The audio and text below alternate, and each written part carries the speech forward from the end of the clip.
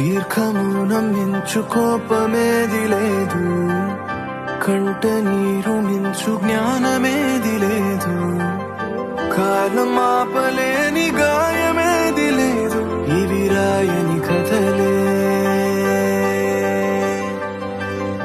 చెదిరిపోయే కలలు మరల తిరిగి రావు, తీరం తడుము అలల సగము తరలిపోవు, పరుగులెత్తు క్షణము మాయ తెలుసుకోవు, ఇవి రాయని కథలే.